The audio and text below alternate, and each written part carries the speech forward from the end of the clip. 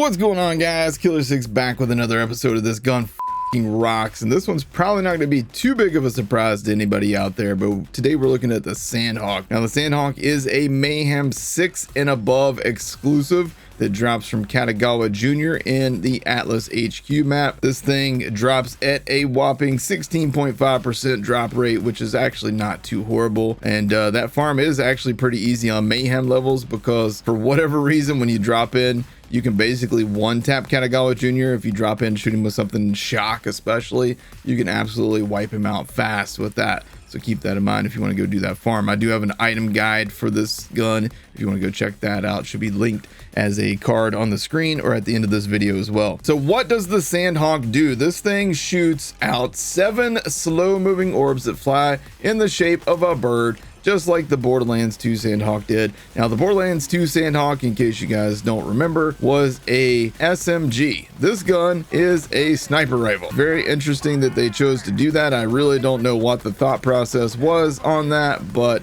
it is what it is, and you gotta live with it, or don't, you know, whichever you want to choose. So this gun has been pseudo nerfed one time. On June 11th of 2020, they increased the shot cost from 2 ammo per shot to 3. They removed 2 of the projectiles. They did increase the accuracy spread as well so that the bullets weren't as compact together, and they lowered the lifetime of projectiles, meaning how far they will travel before they just disappear like that, and they increased the projectile speed. So the increase the projectile speed is a buff of sorts, but the other things were all 100% definitely nerfs. That said, this gun is still amazing. I feel like rumors of how bad this thing was nerfed was greatly over exaggerated. This thing still feels amazing, as you can see. And in the hands of a clone Zane, where you are giving your clone the gun, this absolutely shreds in the hands of the clone. And the clone doesn't care if you're matching elements or not, in case you're wondering about that. Also, we're not using the revolter shield here. We're using the snowshoe. So I didn't want people to claim that, you know, all of my damage was because of that shield. So that's why we're doing that. All right, some other things to note about this gun is that these orbs do splash damage. Guess what that means? That means this gun is great for Amara, especially if you're doing a ties that bind phase lock Amara,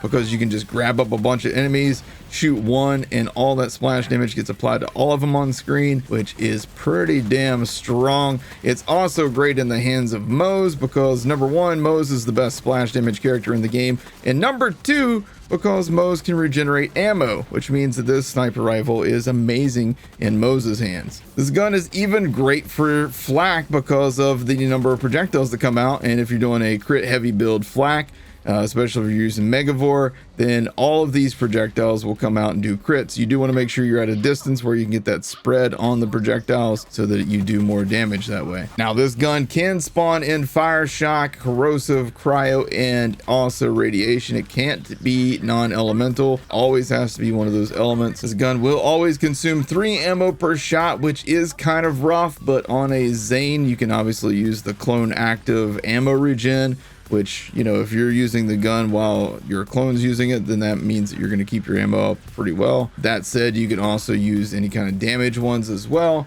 and use a cut purse to regenerate your ammo if you like to do that. This gun cannot roll a splash damage annoyance, even though it does splash damage. So unfortunately, you're, you know, just out of luck in regards to splash damage annoyments on this thing. This gun can spawn with full auto or burst fire, and it also has a semi-auto as your secondary firing mode all the time.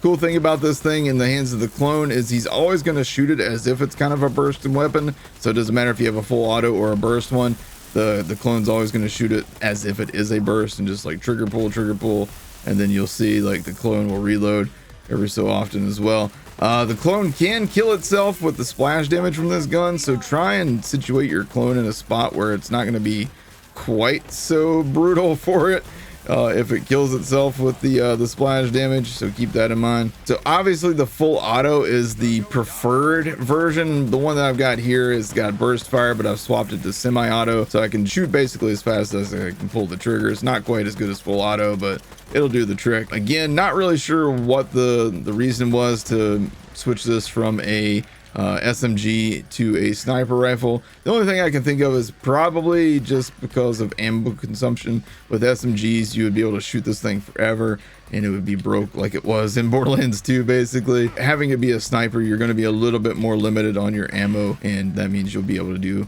a little bit less damage overall that way. This is arguably one of the best sniper rifles in the game. Again, in the hands of the clone, extremely powerful. Moze, Amara, extremely powerful. Flak with Megavore, extremely powerful. You can't go wrong with the Sandhawk. Just make sure that you have some sort of way that you can keep your ammo going as much as possible. Hope you guys enjoyed this episode of This Gun F***ing Rocks. If you did, make sure you hit the like button, hit subscribe, tap the bell icon for more. Let me know in the comment section below what gun you'd like to see next on This Gun F***ing Rocks. Thank you guys for watching. Take care.